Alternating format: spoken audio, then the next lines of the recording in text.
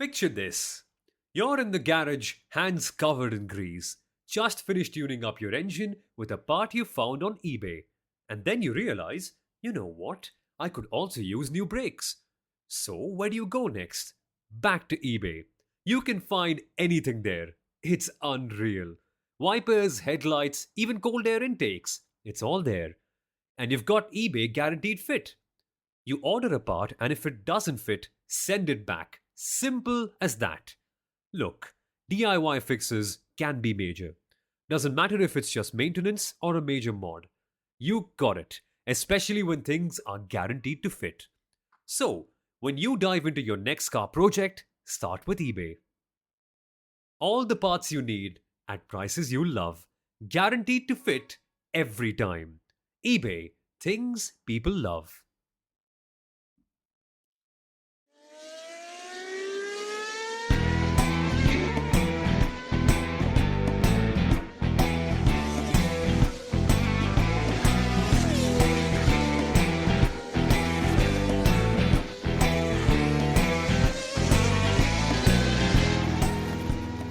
I find it weird that it's that time of the year again, but we're not talking about the Las Vegas GP in the same light as we were last year. Maybe the excitement is worn off, but this is still quite a big event, guys. Welcome to the Las Vegas Grand Prix. This is the Las Vegas Grand Prix preview on the Inside Line F1 podcast, or as we shall call it, Kunal, the Sin City Grand Prix preview? Now you're talking. Now is where the excitement comes in. It's just about the race name for you, right? If it's Las Vegas, yeah, it's just another race, street race under the lights. What if we call it the Sin City Grand Prix? Does that get you excited as much, Somil? Nah, I think names are just names, especially when you have something like the 2020 Grand Prix dell'Italia made in Italy. What is the full name again, Kunal? I keep on forgetting of Misano. Or, no, not Misano, Imola, whatever. But you can't top that. Sin City, I think it's the names aside though. I love the fact that F1's planning to go just as grand this year as well, with all the organization and everything. And the best part is for fans, the ticket prices have come down, so the sins are being committed slightly less by Formula One now this year. It is less, and ticket prices to me is the most interesting part. If you're a Formula One fan, there's a 44% discount on the tickets for this weekend's Las Vegas Grand Prix. So, I often say if the cost itself is £1 million, the £44 is still about little more than £500,000. It's expensive, no doubt, Yeah. but I believe it's not going to be a sellout. But they're trying hard to sell tickets. So either way, I think it's a great spectacle to watch. And I'll tell you why I'm excited is, of course, street race, low grip, different conditions, cold conditions. It's going to be the third race being held this season on a Saturday, Somil, which is interesting. And I would say I think the other part is I love the fact that it's Liberty Media that's the promoter of the Las Vegas Grand Prix. Yes. And so, a lot of people might ask, okay, so what's the difference? Well, the difference actually is in the numbers, okay? Liberty Media promoted the Las Vegas Grand Prix the first time in 2023. This, as we know, have spent over $240 million just on the paddock and pit buildings and various other permissions and putting up all the pre-event marketing and the headline acts and whatever else. So it's a lot of cost. But Liberty Media actually saw a 25% increase in revenue in 2023. Okay, so they made $2.57 billion in 2022. And they closed 23 at $3.22 billion in 23. And they have attributed this 25% increase in revenue to the Las Vegas Grand Prix. That's insane. Can you imagine? One race out of 24, and that's a 25% increase. It's a large attribution. It's not the only attribution. What I mean is the Las Vegas Grand Prix is one of the largest reasons for this increase. It's not the only reason. But Samuel, can you imagine if Liberty Media starts promoting more races by themselves? What could happen to that 3.22 billion number? It'll seem small in comparison to what the capabilities, possibilities are. And maybe we should break down. So, what does a promoter do, and how is it that Liberty Media actually makes more money? Well, quite simple. When you're a promoter and you raise a sponsor, okay, so let's say it's the Indian Grand Prix and Saumil Arora is promoting it. He pays Formula One a race hosting fee to sublet or to license the Indian Grand Prix moniker, which he's able to then monetize. And let's say he raises a sponsor. Okay, he gets to he gets the chunk of the sponsorship, but he also is supposed to pay a percentage of that sponsorship fee to Formula One, including percentages on gate receipts. And depending, if it's a European circuits, I would say the terms are more promoter friendly. If it's a new race promoter like the Middle East or some of the other emerging markets, the terms are more Formula One friendly, right? Which means that the promoter could actually have a bad deal. But in this case, Formula One keeps all gate tickets, all sponsorship revenue, and everything that's it. And that's why it's such a cash earning, cash tingling, whatever, those plings that you hear on Shopify. Formula One probably hears that all the time. And it's also the event where they charge the highest. The premium prices are unreal for every hotel room, for every ticket, for every party, for every meal as well. And I'd say it's all worth it because it is Las Vegas and there can't be a better place to have a race like this. I mean, I'm just thinking, right? Think of all the famous boulevards in the world. Formula One once floated the idea of doing a race around the Buckingham Palace. You can't really get that level of royalty, but the level of opulence, you certainly can get that in Las Vegas. And I think is genuinely a landmark for Formula One to have a race here. And more than anything, more than just having a race, Formula One is actually having quite a big opportunity this time to genuinely make it the biggest party because we walk into the Las Vegas GP with a realistic chance of crowning a champion. Haven't we crowned him already, Kunal? Don't we know who it is? Is there even a championship battle, I'm wondering? Because as it stands, the permutations and combinations really just don't play in Lando Norris's favour. Long story short, if Max beats you, that's the season over and done with. And in my opinion, that should happen because then they can focus on the bigger prize. McLaren, that is. That is the Constructors' World Championship, where they can stop holding Oscar back and let them fight. That to me is win-win for everybody. Yeah, win-win for everyone. Max doesn't have to worry. McLaren doesn't have to worry. Oscar can be his own person, and then Lando can drive pressure-free without the pressure of a championship. And, I think Max Verstappen is 62 points away after scoring his 62nd win in Formula One in Sao Paulo, Brazil, a couple of weeks ago. For all those who believe in numerology, that's always a good thing. 62 points, 62nd win. And Saumil, the interesting question is, yes, if you actually go to the next slide. So what does Max need to do to win the title in Las Vegas, right? And that is quite simply, as you put, he needs to finish ahead of Lando Norris. But how many times has that actually happened in the last 10 races? I think only a handful of times. Yeah.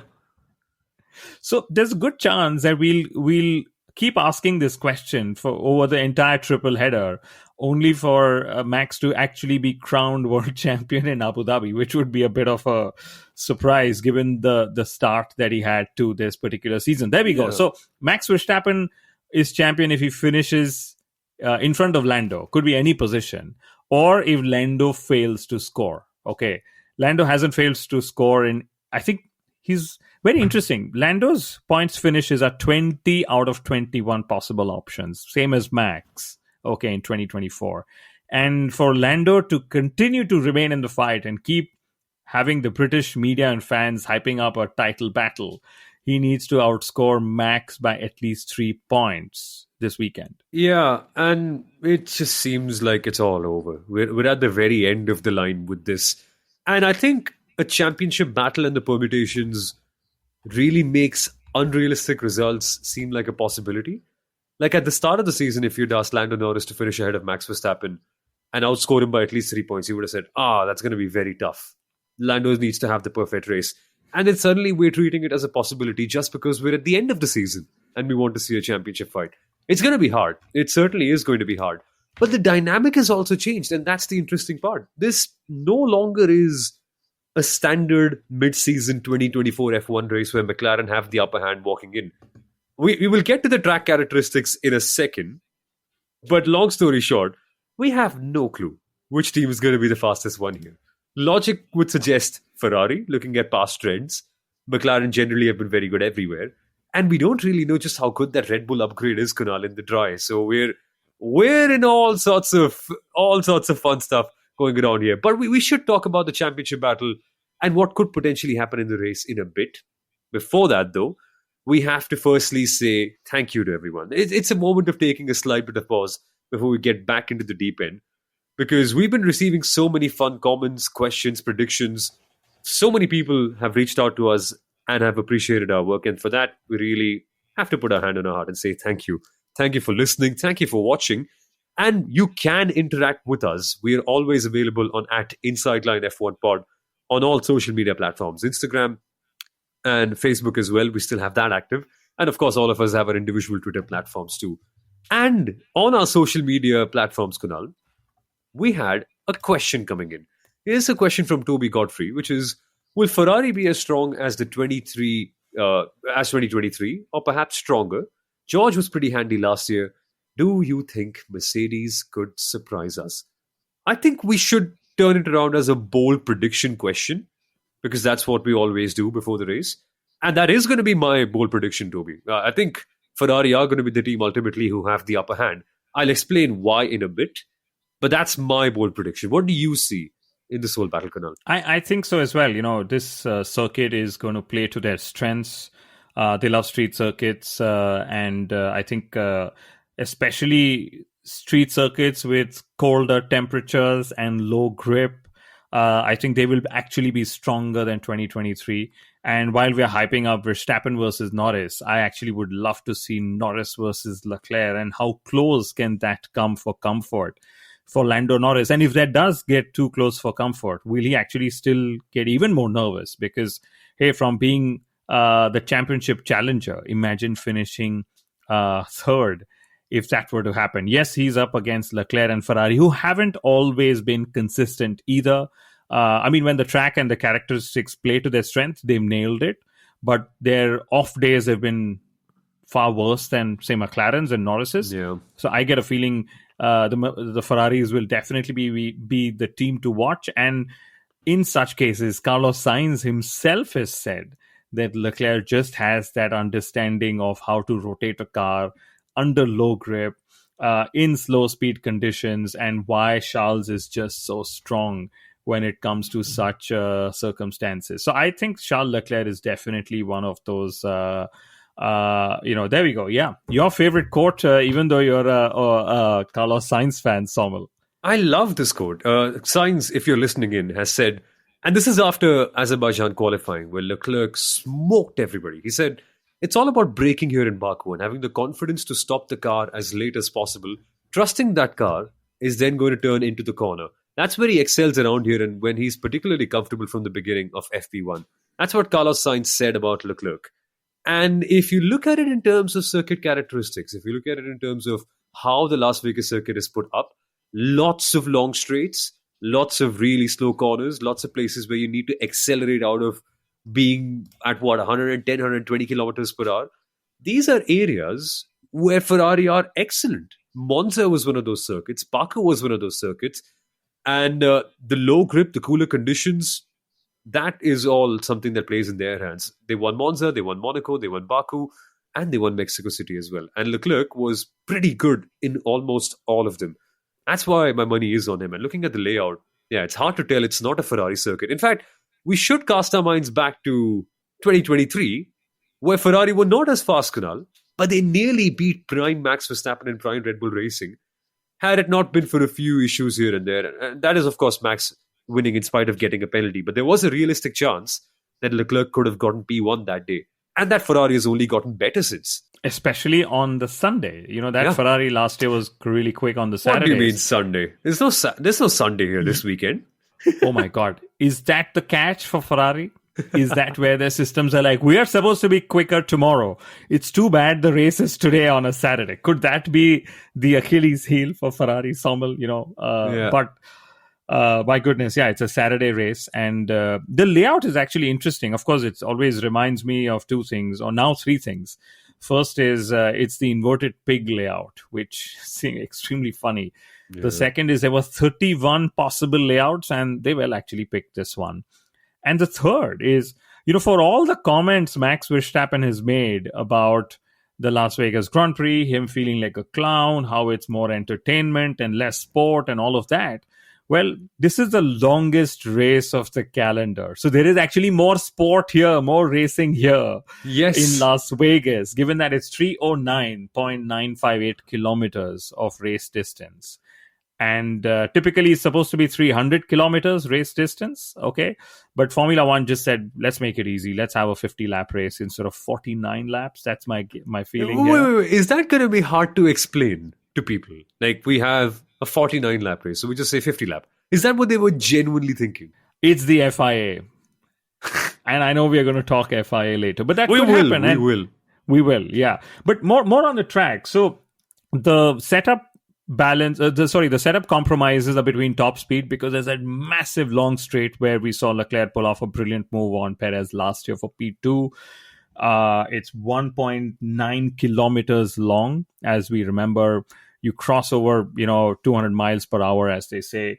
And so the setup compromises always between the high speed and the low speed stuff, because there is a lot of low speed stuff. Turns 1 to 4, turns 7, 8, 9. Lots of low speed rotation, turn 12 and turns and 14, 15, 16 as well. So this is interesting. If you're a Lando Norris fan, and should he nail it and put his car on pole position, there'll be two things to look out for. First is he would have now then equaled the number of poles that Max Verstappen has in 2024, which I think is impressive. But second is there is only a 112-meter run from pole position to the entry of turn 1, right? Is it really a turn 1 though? It's like... Well, it's not really a turn 1, but I'm going to classify that as one. This is the second shortest after Baku.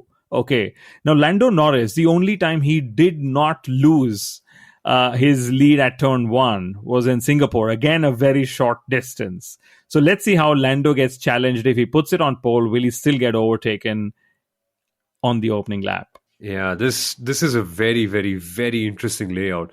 But I want to go back to something that you mentioned earlier. You mentioned about Max Verstappen complaining. I think that is a good place to go to, because we can keep talking about the track and which team's going to be good till the cows come home. We've spoken about how good Ferrari are. McLaren generally have been very good everywhere, and this is another chance for them to showcase why. And their top speeds recently have been good. Not sure if that's down to the wing or just generally how the car has been, but they've been good there. But the low speeds is where fun will begin. And Andrea Stella feels that that's not where they're strongest. So we shall figure it out. But Max Verstappen this is where McLaren's mini DRS wing would have come handy. Yes. But now, of course, they voluntarily changed it, so they won't have that mini DRS advantage. So that's going to be interesting to compare versus Baku as well. And if we have a Piastri versus Leclerc again, I think it's going to be pretty phenomenal, right? I don't care who's battling as long as there's a bloody good battle up front. Absolutely. Even if it involves Sergio Perez, who, by the way, last year was quite good. But I'm going to keep on bringing the conversation back to Max Verstappen, because I think he's already said a lot of stuff that a lot of us think. So why duplicate the talking when we can have Max explain to the world what he feels about this whole event and the spectacle and everything? Let me read out a few of his quotes. 99% show and 1% sport. When he was on the podium, he said, "You just stand up there looking like a clown." On the Las Vegas GP, he then said that I think Monaco is like the Champions League. This is like the National League. And the other line he said was, "If I was a fan, I would tear the whole place down." Harsh words for a Grand Prix that is actually won. And I think it can all be summed up in one whole moment, Kunal, when his teammate Sergio Perez had Bruce Buffer screaming his name right on his face, expecting Sergio Perez to come up with a huffed and puffed response. But all Sergio did was just stand there, smile awkwardly, and like, I don't know, what am I supposed to do? What do you feel about this whole spectacle? I feel Formula One's treating it a bit too negatively, in my opinion. Might as well embrace it, right, now that you're here. I mean, this is what most people want. They want Formula One. When I say fans, I know Max, of course, is a great fan of the sport. That's why He's also driving, and that's why he's a world champion. It all starts from being a fan, okay, for every single one of us. And then it depends how much you hone that passion of being a Formula One fan. And I think as a fan, I love the fact that Formula One is only becoming larger than life. I mean, I no longer walk into social conversations where like, is Michael Schumacher still racing? And you're like, dude, what are you talking? Now they're like, oh, what do you think? Could Lando have done any different? Was Mercedes all over the place? And why is Lewis leaving them? So Formula One entering social conversations, the way football has always been, or in India, the way cricket has always been. I think that's to be, that credit is to Liberty Media, and that's also credit for what they're pulling off with the likes of Las Vegas. I love the hype. I love the fact that even despite all the hype, there's still a great race that happens.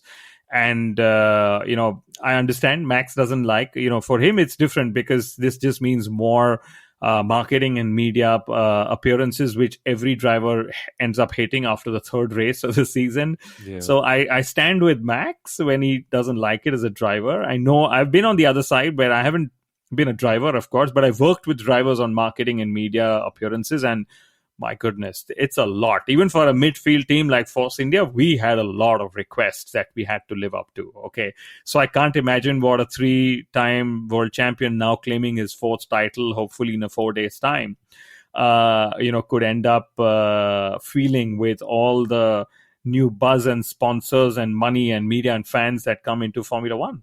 Yeah, but again, there's a reason why you're rich. There's a reason why you get paid $40-50 million a year, because people want to see a piece of you. I know your main job is to drive a race car. I know that's what you fell in love with the sport for. But that's what the sport is all about. You wouldn't be that rich. Hell, I think you wouldn't want to be that rich. You just want that peace of mind. But these are not problems you can buy your way out of. Clearly, there's a reason why they pay you the big bucks. So you've got to make all the media time. Yeah, I'll tell you what, Saumil, the best Las Vegas Grand Prix comeback could actually be that Max Verstappen ends up winning in Las Vegas on Saturday night, and he actually enters one of the casinos or one of those big party areas or whatever and throws a party. And then guess what? The joke's actually on him because he won in Las Vegas. And then he entered the Sin City, the entertainment capital of the world, to go celebrate his race, or not even race, world championship win, his 4th world title, which I think he becomes the 5th driver to win 4 consecutive titles, if I remember correctly. So Verstappen, Vettel, Schumacher, Hamilton, and who else? Fangio. Of course, nobody else. Yeah, that's insane. But that's Max. There's lots of other interesting talking points to talk about as well. Let's particularly get down to the fun numbers and the fun stats and the conditions you can expect in the race. Because in my opinion, that is going to be a big talking point. More than anything else, this 5 race winners in the last 5 races. No driver has points finishes in all races, and no driver has made it to Q3 in all the races. And by the way, we're missing F1 Stats Guru in this episode. If he was all along, we could have had more stats in this one. But that we'll reserve for the review where he will surely be back. But there's that. And you found the best one of them all, Kunal. 90 points for Leclerc, Verstappen and Norris in the last 5 races. I think we're in for a really, really good one. And this is the hallmark of 2024, that 3 drivers from 3 different teams have scored the same number of points in the last 5 races. And I think it gives me goosebumps when I see this stat, because when you, of course, you talk about the other stats, 5 different drivers have won the last 5 races. That's the unpredictability. I mean, last year we all went to a race thinking, Max is going to take the win and maybe even pole and the fastest lap. Sitting today on the Tuesday recording, we have no clue who actually is going to win this race weekend. Conditions into play, characteristics into play, upgrades into play, team orders into play, strategy into play. The margins are so fine, just the way Lando Norris keeps pointing each time. It's this fine, those margins. And I love that. And I love that it's going to be cold in Las Vegas again, which is pretty interesting, Saumil. I know you love the cold, Saumil, much like I do. I do. I probably love it more than Well, I probably love it more than you do. You live in Oslo. It's cold all the time there. You must We hate the just cold had now. snow this morning, so I'm loving it. Don't you hate the cold? Oh, I No, forget. You've lived in Mumbai most of your life. So for the Norwegians, they might be bored of it. I think you're still in the novelty phase yet, aren't you? not yet. I mean, almost eight winters. I still love the cold. I mean, I love every weather. I love it when it's raining as well. But my weather preferences and choices different. The cold will play will have an impact on tires. Pirelli are bringing the same soft S3 compounds as last year. Tire introduction is critical. Tire locking phases and braking phases are critical, and that's going to be key. It's one of those races where going longer in the race actually brings more benefit than trying to undercut someone, just because the gentle introduction that you need to do with tires actually costs you more lap times after you've pitted, and it's seemingly going to be a two-stopper race. That's the quickest way around Las Vegas, they end up saying. And this year, actually, some of the sessions are earlier in the night rather than later, because I remember last year I think FP2 ended at some 4 a.m. local time or something. Yeah. But it's now all happening a couple of hours earlier on the Thursday night. Oh, you know why it did? Manholes. They are back.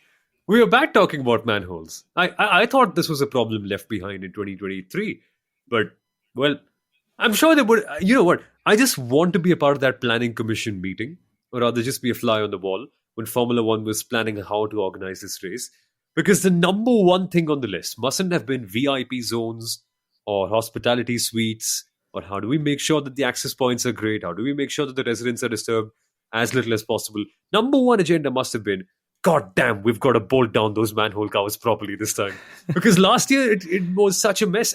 Didn't they have to uh, put the fans out, make sure that the security people were paid extra because we technically crossed over to a different day, and as a result also had to postpone FP2 by what, 2-3 hours or something like that? Yeah, it was ridiculous. And they had a court case. Sainz, yeah, and Carlos Sainz had to, he had a damaged car, and then Ferrari actually complained because of that damaged car. They lost P2 in the Constructors' Championship, various things, because they lost a significant amount of points. But Constructors' Championship also includes the crash budget and being within the cost cap and so on. But manhole covers, very critical. We may think street races have been around the corner for several years. In fact, Monaco has been a street race for the longest since, but manhole covers still be a challenge. And my mind also goes back to when MBS, Mohammed Ben Sulayem, the FIA president, the controversial president, actually tried to not get the circuit homologated, because the homologation also happened on the Wednesday or the Tuesday just before the race. So very fine margins. We almost would have been in Las Vegas but not had a race. That's what it could have been like. But anyway, good race from last year to remember, and I'm pretty sure Formula One, being the promoter themselves, have learned their lessons, and they know what to actually take forward. Well, there have been a few changes, though. While the FIA would have certainly done their part in terms of making sure that all the manhole covers are bolted down, I think it's a good time, Kunal, to talk about all the changes that have been happening behind the scenes. Okay, how do we tell the world? By the way, this is it. Meet your new race director, Rui Marquez. He's the race director for Formula 2, and he's also done Formula 3 before, along with multiple other global world championships. But because we're talking of new race director, inadvertently we're talking about the people who have left the role as well. Because Niels Wittig, is that the right way I'm pronouncing his name? The press release said that Niels Wittig, the former race director, has stepped down and has left his role as the race director. But later, we realized that he was actually fired. And this is an admission he made himself, that I was told to step down. I was released from my role. And I am baffled by this, because Eduardo Freitas, the man you see in the middle of your screen, was also let go of his role midway through the season. Same with Niels. And you don't let go of a race director 3 races before the end of a season. And your justification is surely not, we're giving him a chance to learn something. Especially when the Drivers' and Constructors' World Championships are theoretically on the line. and you're going to a vastly complex circuit like Las Vegas, where the race director's challenges just quadruple, if that's the right way to put it. I have said something fishy, Kunal. The FIA had one race director in Charlie Whiting for decades, now three since 2019. We are building up a legacy, but I sense something's reactionary up there. Okay, I'll put the question to you this way. Do you think Brazil was responsible for Niels Wittig being ousted from that job? I didn't see any No. major obvious glaring issues, but that's what some theories say. No, I think, frankly, I don't think Nils going was anything to do with logic alone. I think it was to do with ego, to do with politics, to do with controversies and all of that. Just the way everyone thought he stepped down, but actually he was asked to go, and the FI actually, didn't choose to convey that. Either way, I think we just have to live with it. I mean, unfortunately, Max's championship has seen a different race director come and go each time. It's the fourth race director in his fourth world championship, if you may, almost call it that. And that is such is the challenge of Formula One, such is the challenge of the FIA, where you got to play the politics the right way. And I would put it the other way. So Rui Marquez is actually a great example of the Formula One feeder series, right? Yeah. In 2025, we are seeing so many drivers from Formula 2 graduate to Formula 1. Doohan, Behrman, Antonelli, Colapinto around maybe, Lawson as well, Bortoleto as well, right? In 2024, we saw a team principal in Oliver Oakes get promoted from Formula 2 high-tech Grand Prix to Formula 1 with Alpine. So guess what? Now we are seeing a race director being promoted from the junior series to Formula 1. So lots of dream come true moments for lots of different talent in the world of motorsport. Drivers, team principal, and now a race director as well. Yeah, lots of chopping and changing though. I think you said the right word, ego. I think that's the way we can describe the last presidential reign in the FIA. Honestly, it's always been about ego when you're the FIA president, come to think about it, because you're leading the global organization of regulating the sport. And regulation is control, and control is all about ego and power. But this has been a whole new spectacle altogether. But okay, what do we chat about next? There's lots of fun stuff. I think the calendar is a good talking point. Yeah. But yeah, I think that's a good one, because we have seen a change, and Monaco is now staying for longer. But no, I think Monaco staying for longer is great. No, but they have a changed time of the race, right? Yeah, it's a change. It's going to happen in June, which is great for sustainability because Canada happens earlier, which is also great. Although everyone first thought that taking Monaco away from that Sunday of May means the Indy 500 won't have a clash. But remember, Formula One as a business doesn't give a damn about the Indy 500. So now the Canadian Grand Prix will clash with the Indy 500 broadcast when it happens. But that's that. And I think the 2025 calendar finally confirmed to 24 rounds. We've got 3 triple headers and one strange looking break in the month of July, which is almost 21 days between Silverstone and Spa. And typically July is when you have 5 weekends and 5 rounds of racing, but they've spaced it out. And there's also the F1 Academy, which is racing everywhere where Formula 3 and Formula 2 are not racing. But in general, a fairly decent calendar for 2025, I would say, Samuel. Yeah, and the same triple header remains at the end. Las Vegas, Qatar, Abu Dhabi. I think we're going to get used to this for quite a good while. And it's a good way to end, right? 3 different circuits in terms of their characteristics. 3 night races in the desert, as Sundaram pointed out when we were recording another episode earlier this morning. There's lots of fun stuff happening over there. And we almost have 2 summer breaks, which can't be too bad. And we can't justify that gap between Canada and Baku anymore now. So I think we're in a good space. Yeah, I would say so. And, even the upcoming triple header, all night races, again, becoming one of those norms as well. But I would say, Formula One's never been in better sporting health. It's been in good business health ever since Liberty Media took over in the last few years. Budget caps have come in and so on. but that's not really always translated to the sport of Formula One. But this year, I think Formula One is also in great sporting health. Like we keep saying almost every episode, do not let this season end. Yes. But it is going to end in 3 races' time. So bring in your friends and your family and everyone you can to watch the race, to bring them to